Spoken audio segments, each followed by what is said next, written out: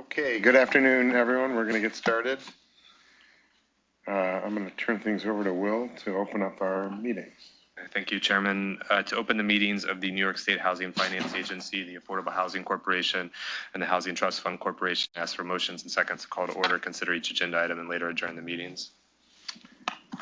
So moved. Second. James, you second. I'll now ask for individual votes for the members of the HFA board, the AHC board, and the HTFC board, starting with Chairman Weiss. Aye. Mr. Olzak. Aye. Mr. Curtis. Aye. Ms. Gonzalez. Aye. Mr. McIntyre. And Ms. Young-Watkins. Aye. Thank you. To open the meeting of the HFA Audit Committee, the AHC Audit Committee, the HTFC Audit Committee, the HFA Governance Committee, the AHC Governance Committee, and the HTFC Governance Committee, ask for motions and seconds to call to order, consider each agenda item, and later adjourn these meetings. So moved. Second. These, for the individual votes of each committee member, we will accept the previous votes. The meetings are officially open. To open the meeting of the State of New York Mortgage Agency, I ask for motions and seconds to call to order, consider each agenda item, and later adjourn the meeting. So moved. Second. I'll ask for individual votes from the members of the SONYMA board, starting with Chairman Weiss. Aye. Mr. Olzak. Aye. Mr. Freeman. Aye. Professor Ford. Aye. Ms. Gonzalez. Aye. Mr. Capel. And I believe Ms. Peel will be joining us shortly. To open the meeting of the SONYMA Audit Committee, ask for motions and second to call to order, consider each agenda item, and later adjourn this meeting. So moved. Second. To open the meeting of the SONYMA Governance Committee, I ask for motions and seconds to call to order, consider each agenda item, and later adjourn this meeting. So moved. Second. For the individual votes of each committee member, we will accept the previous votes. These meetings are officially open. Finally, to open the meetings of the State of New York Municipal Bond Bank Agency and the Tobacco Settlement Financing Corporation, I ask for motions and seconds to call to order, consider each agenda item, and later adjourn the meetings. So moved. So moved. Is there a second?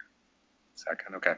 I'll ask for individual votes from each member of the MBBA board and the TSFC board, starting with Chairman Weiss. Aye. Mr. Olzak. Aye. Do we have Mr. Gonzalez with us? Hello. Aye. Okay, great. Thank you. And do we have Mr. Sanfilippo? Aye. Yes.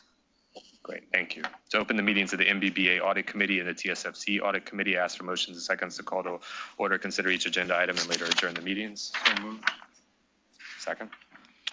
And to open the meetings of the MBBA Governance Committee and the TSFC Governance Committee, ask for motions and seconds to call to order, consider each agenda item, and later adjourn these meetings. So moved. Second. Second.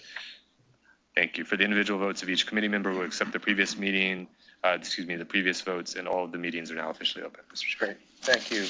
Unfortunately, the commissioner is unable to join us today, and I'm sure she was going to report on the governor's budget and the state of the state, both of which are extraordinary for purposes of affordable housing in New York. Hopefully she'll report on that next month, and we'll proceed ahead. So the first agenda item is the approval of the meeting minutes, which will be deemed approved absent any corrections. Second item, evaluation of the mission statements. Will Martin, Senior Vice President, General Counsel, will present the item. Thank you, Chairman. As the members and directors know, the Public Authorities Law requires all public authorities to adopt mission statements. These mission statements contain, among other things, a list of measurements to evaluate the agency's performance and achievement of their goals. The governance committees and the boards have reviewed and approved the current mission statements. Those are included in the agency's annual required Public Authorities Reporting Information System, PARIS filings. The mission statements contain a list of measurements for evaluation. Staff has provided to the boards relevant data tied to the mission statements to assist in the evaluation of the agency's performance. The results of this evaluation will be included in this year's PARIS filings.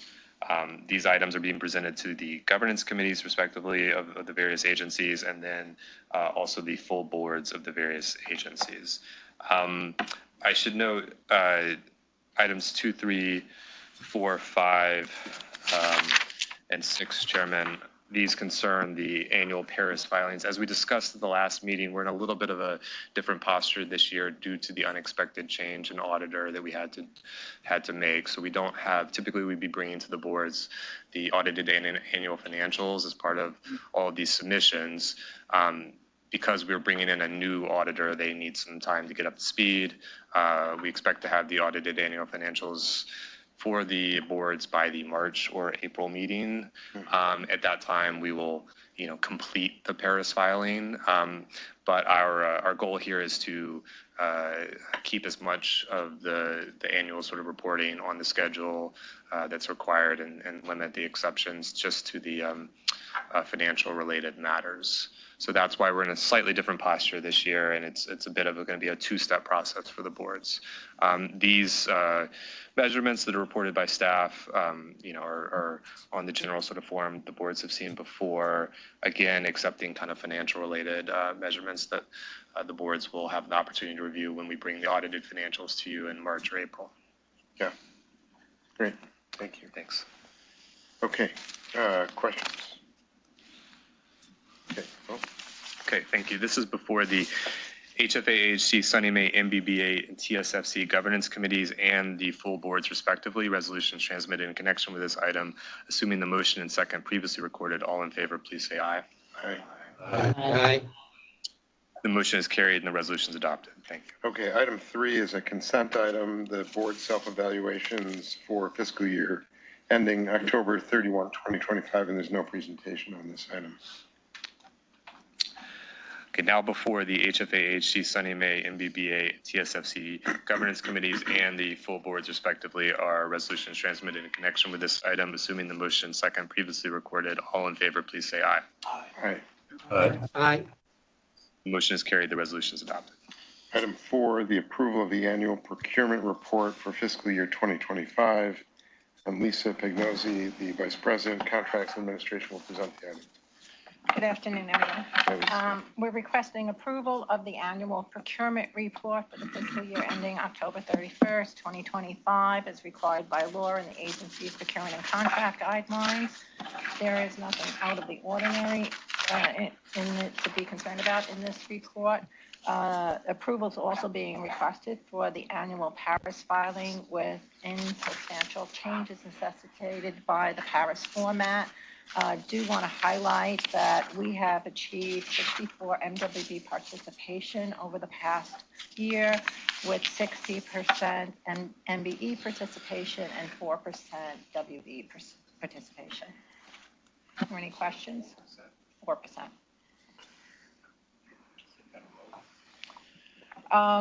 There are firms that are designated as MWBEs, and when we have a firm designated like that, we can't count it on both sides. We have to count it on one or the other, so we have counted it on the M side.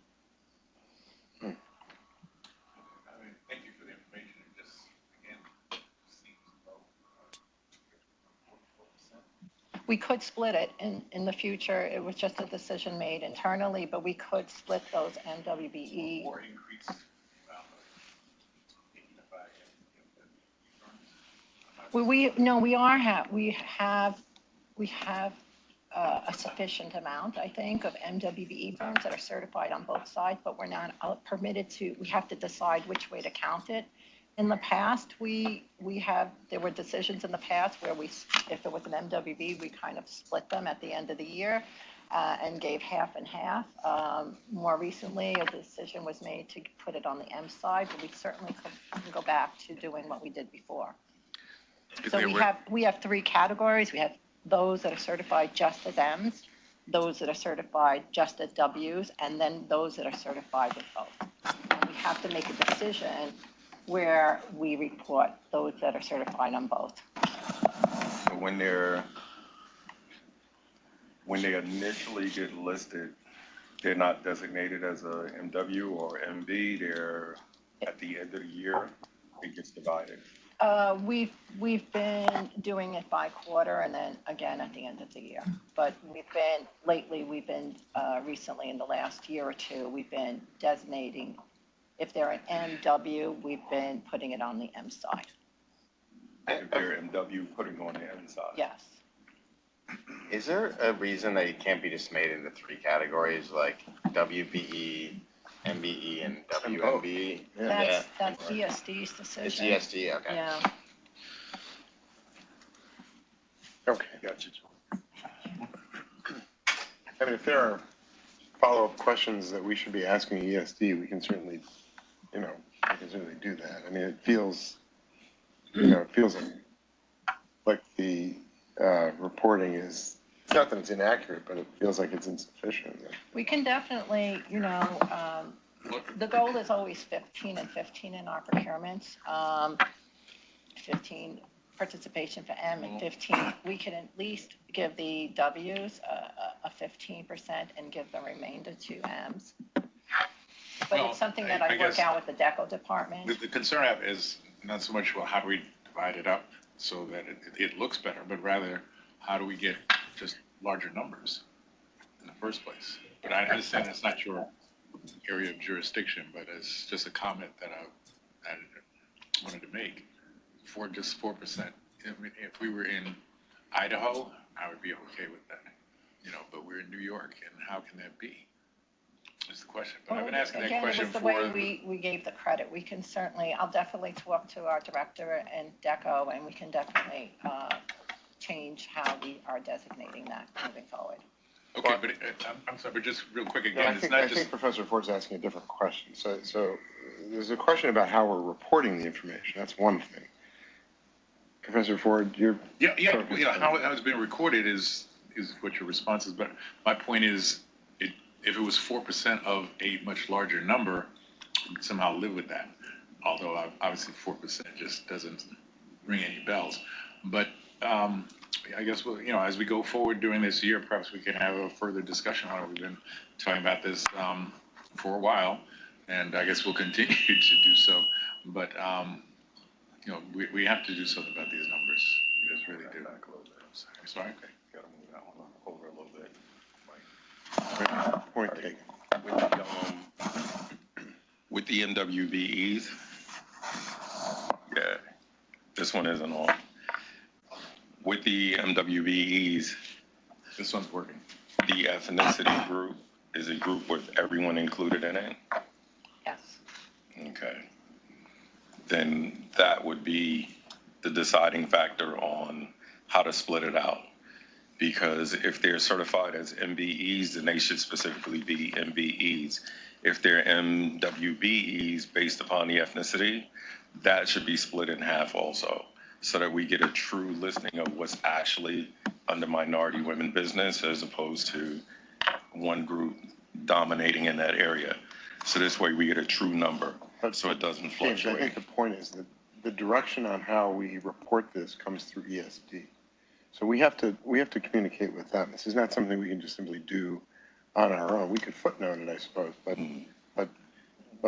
isn't that right? That's correct. So we're getting our direction from ESD on how this. Well, they're splitting it now also, because the request went in to split it out based upon ethnicity for the MWBEs. So once it's already split out with them, we should be doing the exact same thing. That's what I'm So saying. Lisa, maybe you can follow up with ESD and get some guidance on how we can report this differently, or at least consistently with the way they're. Sure, absolutely. Okay. Thank you. Thank you. Great. Thanks. Will? Okay, this item is before the HFA, AHC, SONYMA, MBBA, and TSFC boards. The resolution transmitted in connection with the item. Assuming the motion second previously recorded, all in favor, please say aye. Aye. Aye. The motion is carried. The resolution is adopted. Great. Thank you. Items 5 and 6 are consent items, and there's no presentation on these items. Will? Thank you. These items, again, are before the, item 5 is before the HFA, SONYMA, and MBBA governance committees and these full boards. Item 6 is before the full boards of HFA, SONYMA, MBBA, and TSFC. I also note for the record that Ms. Peel joined us before the vote for item 4. Now before the boards respectively listed for 5 and 6 are resolutions transmitted in connection with these items. Assuming the motion second previously recorded, all in favor, please say aye. Aye. Aye. Great. The motion is carried and the resolution is adopted. Thank you. Item 7, open round awards, Community Development Block Grant Program. And Crystal Loeffler, President, Office of Community Renewal, will present this item and the next item. Crystal? Afternoon. We have expanded the CDBG open round funding opportunity from economic development to also include public facility, imminent threat, and community planning activity funding. This month, we're requesting approval to award 4 community planning applications, 5 economic development applications, and 1 public facility application. The community planning projects are focused on technical assistance or pre-development studies to prepare communities for future CDBG development activities. This month's economic development awards include support for 3 local microenterprise programs and assistance for 2 standalone businesses. And the public facility award will support the purchase of a fire truck for the city of Geneva. More details are available in the memo and briefing sheets, and I'm happy to answer any questions from the members. Thank you, Crystal. Okay, this item is before the HTFC board. Quick one. Please. Quick question. Crystal, is there minimum asset hold on getting the awards for CDBG? Like, do they have to have like $25,000 in liquidable assets in order to get the award? I'm not sure I understand what you're asking. So the CDBG program that we run is called the non-entitlement program. So smaller communities throughout the state are eligible to apply for a series of activities that we fund. There's no local match requirement. Is that what you mean? Right. Is it a reimbursement grant, or do they actually receive the funds outright? It's reimbursement or operates based on cost incurred. We do not advance funds for any project. Okay. So is there a dollar requirement in order to receive the award? Because if they're getting a award for $25,000, then they would need to be able to show that they have $25,000 in assets to be able to use it. Some of them do have equity. Some of Not them do necessarily. have it. Sure, not necessarily. We allow them to operate on a cost incurred basis, where we issue a funding commitment to them. They might procure services and then bill us as costs are incurred to actually pay for those expenses. So it can operate that way, or they can show a line of credit to cover the costs and then seek reimbursement directly. Right. That's what I was looking for. So there is a requirement, asset requirement. Okay. Cool. What's the reimbursement time? We typically can move money out to our users within 10 to 20 business days. Okay. Perfect. Thank you. 10 to 20 business. Guess then it depends on when the municipality 6 gets weeks. money out to the. Exactly. Because the reason for the question is like in Suffolk County, they require certain communities to actually have $25,000 in liquidable assets in order to get the award. So if the small groups don't have 25,000 or 50,000, they don't get the money. So that's why I was asking, is there a requirement here for it? Then also a lot of them through like the Children's Fund through the state, you can get an award, but the reimbursement can take up to 2 years. So most people just let it sit and die. So that's why I'm asking, what's the turnaround time on the reimbursement? Great, thank you. Okay, good, thank you. Well, Now before the HTFC board, a resolution transmitted in connection with this item. Assuming the motion second previously recorded, all in favor, please say aye. aye. Aye. The motion is carried. The resolution is adopted. Thank you. Item 8, the Land Bank Initiative Awards. Crystal. We were just joined with some construction noise here, so apologies.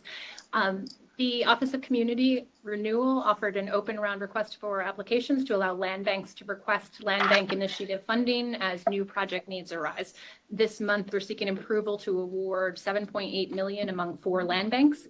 The awards include $1.9 million to the Chemung County Land Bank, $2 million to the Capital Region Land Bank serving Schenectady and Amsterdam, $2 million for the Oswego County Land Bank, and $1.9 million for the Troy Community Land Bank.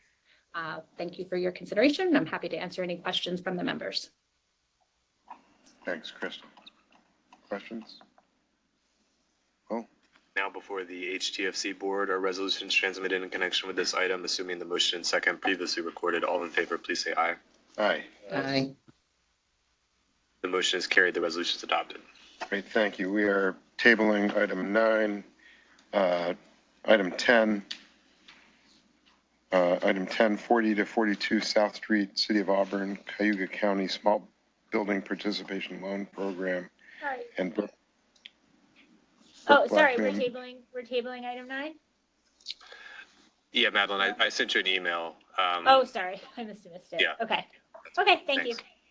Sorry, Madeline. I just found out myself. Item 10, 40 to 42 South Street, City of Auburn, Cayuga County Small Building Participation Loan Program, and Burke Blackman, Director of Distressed Asset Initiatives will present this item. Great, thanks. Good afternoon, everyone. So this is a request for just over 2.8 million in small building program, a subsidy for the rehab of a vacant historic fire damaged building in downtown Auburn to create 22 affordable units, which will be a mix of studios and 1-bedroom apartments. The 1870s Italianate building was originally constructed as the large residence of H.J. Sartwell, owner of a local dry goods firm, and it sits directly across the street from the William H. Seward House Museum in Auburn's South Street Historic District. Sometime in the 1970s, the building was cut up into apartments, and it remained in use until a significant fire damaged the building in the summer of 2022. It will now undergo a comprehensive historic rehab that will meet the Secretary of the Interior standards, which includes full electrification, all new plumbing and electric, new windows, installation of a sprinkler system, prudent given the history, and full updating of unit interiors. Apartments will have rents affordable at no more than 80% AMI and serve households earning no more than 90% AMI, as is consistent with the small building program term sheet. And tenant amenities here include common laundry and bike storage. This project is well located just south of Auburn's main commercial corridor on Genesee Street, and it's within a 5-minute walk of City Hall, the YMCA, a large Wegmans grocery store, and various restaurants and retail businesses. The developer here is an Auburn-based group that is new to the agency, but does have experience with redevelopment of historic properties, including 2 adaptive reuse projects in Utica totaling over 120 units. The project has engaged Housing Visions based in Syracuse as property manager for the project, who is very familiar with agency regulations. Other financing here includes a construction and permanent loan from CPC and owner equity and deferred fee. The project enjoys local support in the form of a sales tax and mortgage recording tax exemption from the City of Auburn's IDA. So in summary, this project will reactivate a key vacant property near Auburn's downtown core, and it will be our first small building project in Cayuga County. And we're happy to recommend it for funding. Thank you, Burke. Any questions? Will? Okay, now before the HFA board, a resolution is transmitted in connection with this item. Assuming the motion and second previously recorded, all in favor, please say aye. Aye. Aye. The motion is carried. The resolution is adopted. Great, thank you. Item 11, contract with Kyndryl Incorporated for the provision of SAP technical assistance and application management services. Tom Miller, Vice President, Chief Information Officer, and Victor Maldonado, Director, Enterprise Applications, will present this. Afternoon. Good afternoon. So we are seeking authorization to enter into a contract with Kyndryl for the delivery of AMS services for SAP environment in compliance with agency procurement rules. We recently completed a new RFP for these services. 6 vendors bid on the contract. 2 bidders, IBM and Kyndryl, were tied as the top-ranked firms. To break the tie, we asked for best and final offers from both, and Kyndryl was the winning bidder. AMS services, AMS stands for Application Managed Services, so it's basically the services to manage the software applications that we run, in this case, our SAP environment. I'm happy to take any questions. Yeah, I mean, this is a big contract. This is like a $10 million contract. I mean, it's like, that's like 10, employees effectively. I mean, Is this like all baked into like what has always been the budget for this project? It's just, I mean, it's just large operating costs. And was this a service that we had previously? And what was the cost of that one? I just don't understand this and what they do exactly either. So, this isn't, this is, the project's over. This is ongoing annual operating costs. And it's the people to support the running of the application. So they support the finance users, the treasury users. They make sure the application is running, fix any issues with it if any issues arise. Is it not to exceed then? These numbers are, no, these are fixed bid. This is the annual cost to Kyndryl to provide these services. It's $3 million up front and then 1.8 for 5 years, for the next 4 years, right? So it's 10.3 in total. Correct. I mean, why is it such a high upfront fee? Isn't this like, it just seems like a brand new system. Like it's, it just. The incremental cost in the first year is for the transition of the provider. Okay, which was? It's going from a company called Sierra Digital to a company called Kyndryl. And what was the size of that contract? The Sierra Digital one was significantly larger. Their annual cost was about twice what we pay Kyndryl. That's not exactly an apples to apples comparison, but that's what it was. I'd also like to mention that there's a 20% markup for customized features that we may or may not ever utilize. But we wanted to keep some bucket within each annual cost in case we needed some type of enhancement or upgrade. So the total budget is $10 million and it covers over 10-year period. over a 10-year period. 5 years, no? No, Five? no, the 10. No, you're right. I'm sorry. So $2 million a year. I'm sorry. You're right. And then how much is for additional costs? 20%. 20% is baked in. 20%. Is baked into that. Okay, So it could be 20% less than what it was. Correct. right. Correct. I mean, is this like on hourly? I mean, like the whole point is it's like you're basically, this is an on-demand service, right? Like when there's a problem, they're coming in to fix it as opposed to like. It's more than that. I mean, they're dedicated resources to us to support the running of the application. I mean, should we have this service in-house? The problem with that typically is the cost of these resources is more than what we would typically pay. Because this is a perpetuity thing, right? This is a perpetuity thing. That's really a 10-year contract, to your point, effectively. It's for as long as we continue to run this environment. To someone. Right? Okay. Yeah, I'm just saying, like, to me, it's like if we're going to be on, like, these are just large numbers that, like, if we're going to be a sophisticated, technology-enabled agency that not building up the IT staff versus continuing to outsource, I don't know. I think that's something to consider. Salaries of SAP support resources they would be the highest paid employees of the agency. Okay. When we implemented this, and I saw the salaries from SAP at that time, and that was, almost 10 years ago, they were $500 an hour. I can't imagine what they might be now. $500 an hour? An hour. Yeah. So what we were paying was $20 million. Now we're going to pay $10 million spread out over 5 years. Correct. And again, with a 20%. I don't want to give the impression that that's a 50% discount. No, that's an estimate. Cost, but Yeah. yes.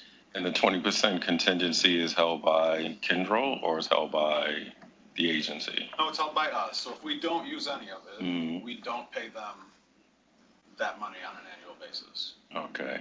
So the $10 million is just the total estimate with the 20% Correct. built into it. Like we're approving the full amount. Right. Right. Right. James was talking about the total amount. So Yeah. if you take off that 20% plus the amount that we're saving, there's a built-in savings in it of close to 50% plus an additional 20% potentially. Potentially. But, Right. I mean, again, I don't want to give the impression that that's kind of excess money. Historically, we use that money right? Right, I mean, for James, something is your, else. is your question that you think Right. we can do this less I don't expensively? know. It just, we're obviously, we've committed to this a lot, to this. And just curious, like, I don't know how many people it would take to staff this internally versus, My read of this is that we're continuing what we've done before and we're doing it for less money.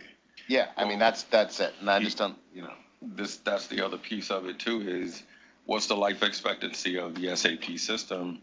And with the new things that we're adding to it, how does it integrate into the new systems? Is it something that we're going to keep in the new integration, or we're going to drop it eventually over the next 10 years? Typically, software like this is large enterprise software. Typically, software like this stays at a company for decades.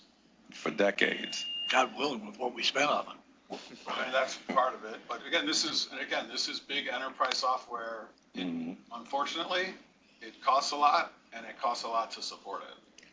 These numbers are not, I mean, again, these numbers seem shocking, and they are large. But if you look at what the support costs of SAP environments are at other companies, certainly other similarly sized companies, they would be similar or greater. Then the question is, what's the feasibility of doing it in-house? One, what would be the cost, potential cost savings? What would be the cost of training in order to get new people to actually learn the system, and then to support it with physical equipment to be able to do it in comparison to the 10 million over 10 years? We could do an analysis on that. What the biggest hurdle would be is the salaries of those employees would be higher than everyone else's salary. It's also variable. So, the compensation is going to be a function of what the demand and the supply is in that moment. So if we take on that burden, we've got to be able to continue to pay people at a growing rate, given the demand for that talent. This is a fixed price contract. If the cost of labor increases to the provider, that doesn't affect us, right? Part of the reason behind this, I think, is that we're able to fix our costs. Lock it in. Yeah, but see, that's the whole thing too. You have to look at the other piece of the puzzle, which is this contract would go for 10 years, 5 years, building it out exponentially, working with them. They're going to ask for an increase. Would that increase be anywhere from 10 to 20% total? If you're doing it in-house, how much are the employees actually getting? Usually anywhere from 3 to 6% salary-wise. Right. So that's why, James, if you would agree, then we'd like to get a cost analysis just to see the feasibility of it being done. We do have the costs. We asked them to provide costs for the whole 10 years. So the whole 10 years is about 16 million. The total cost would be 16 million for them. That's their estimated Well, cost. that's for the whole entire 10 years. So this is 10 million for the first 5 years, and then another 6 point something for the additional 5 years. So the total amount is 16 million then. Something like that. For 10 years. So that cost would be increased. James, you want a feasibility study? I mean, Guys, look, I don't know that it works this way. I mean, we rely on our staff to evaluate how the organization should operate. We're being asked to approve a particular item in the budget, and I mean, my sense is that we're doing exactly the same as what we've done before. We're actually doing it for less money.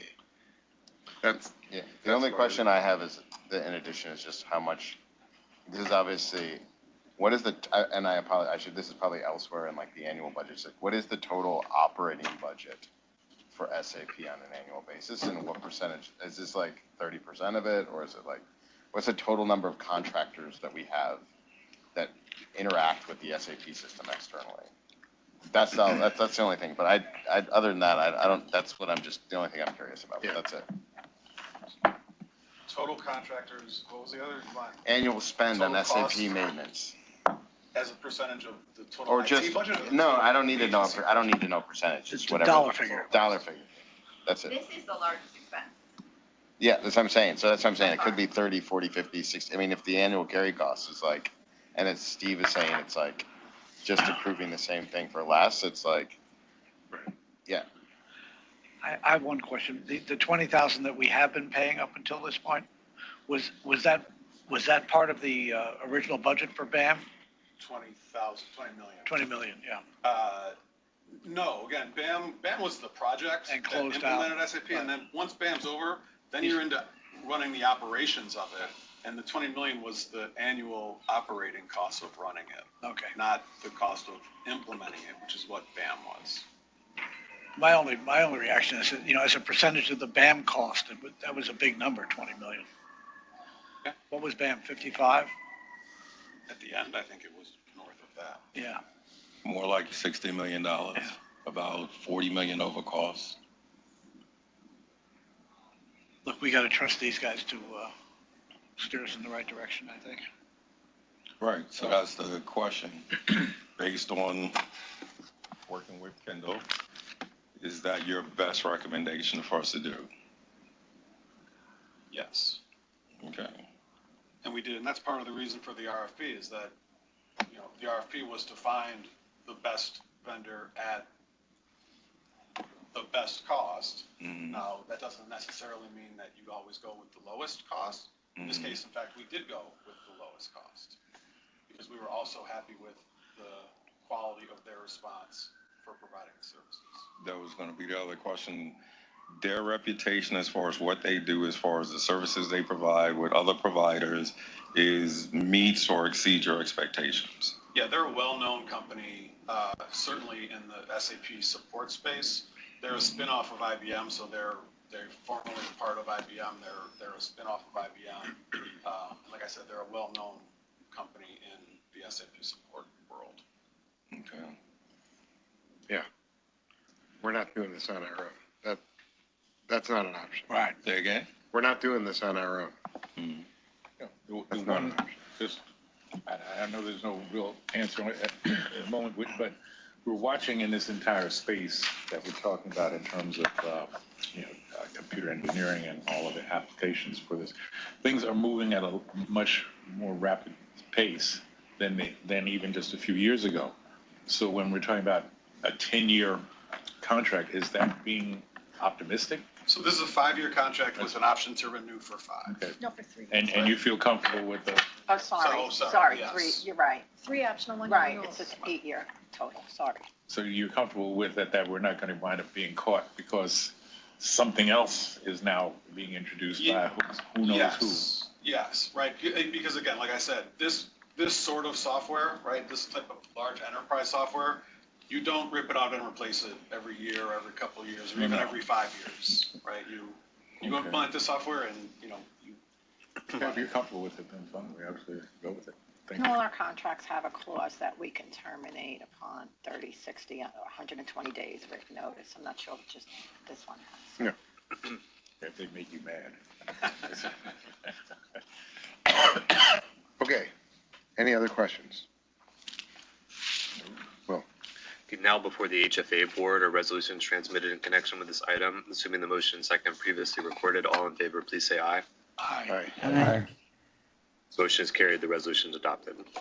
Great, thank you. Item 12, amendment to the contract with Protect Solutions in connection with the housing lottery and waiting list solution. Tom? Excuse me. So in this case, we're seeking authorization to amend the existing contract with Prutech in connection with the housing lottery and waitlist solution in the amount of $300,000 to expand the scope of services from the original contract in order to deliver some enhanced features in a time frame that would not be met by the current support agreement. These enhancements address better management of waitlists and lotteries, enhanced search capabilities for applicants, and general user interface improvements that have been identified as we are now using the application for real. $300,000 increase is about a 2%, just under a 2% increase in the original contract value with Prutech. Again, I'm happy to take any questions. So we're approving a $300,000 increase. Yes. Yep. Have we done this is totally separate than the budget and this 300,000, but have we actually done a survey with folks that work with the agency on how well they these, obviously we're doing UX improvements and things like this, but what's the feedback like? How well has it worked, this software solution?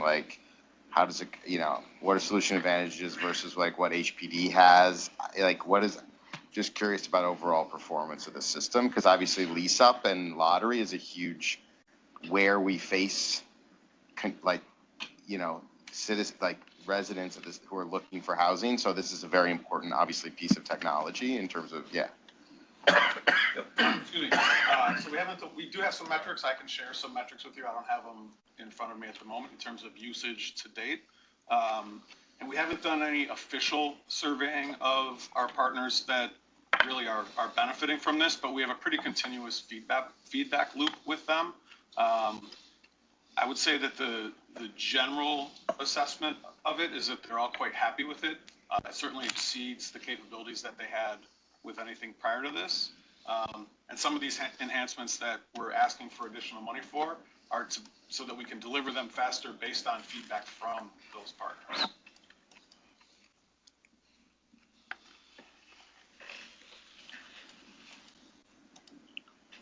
Good.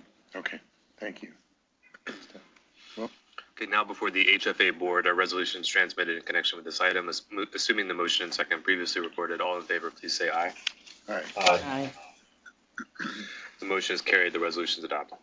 Okay, items 13 to 16 are consent items, and there's no presentation on these items, absent any questions from the director. Well, Okay, Steve, item, please. Steve? yes. I just have one quick question. ahead. Not having had a chance to review all the documents, my question just simply is, how are these bond resolution budgets affecting the MBBA? I don't know if we have anyone, Let's see. Talking about item 14, I think. right. So my basic understanding is that these budgets concern requirements of the various resolutions for funds to be set aside for certain purposes. I don't know if we have anyone from, I didn't hear the full question. we don't have anyone from debt issuance here, but we can answer those questions. He was just asking how the bond resolution budgets, the program budgets affect MBBA in particular. I think these are just for multifamily standalone projects, Right. not, So All right, so it MBBA really has, has nothing, no implication in it. right. all right, so it It really has- doesn't have any significant impact on the municipal bond bank agency. This is, my understanding is this is just a regular report, an annual sort of matter with existing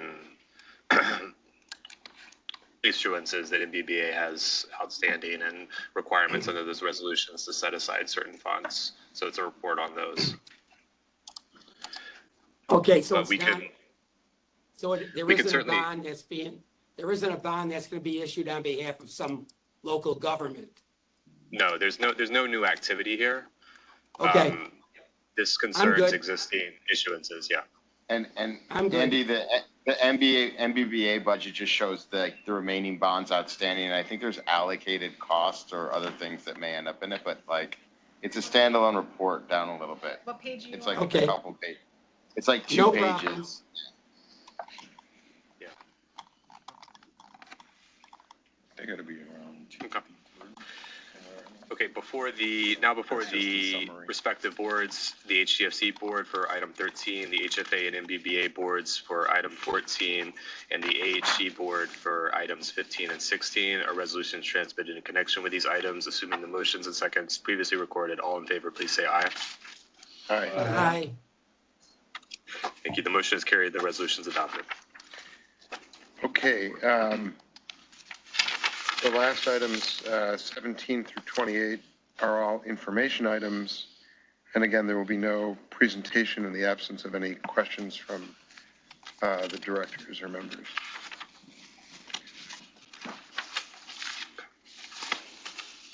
Questions? We're kind of interested in, some of the strategies around. Christie, can you speak up? Sure.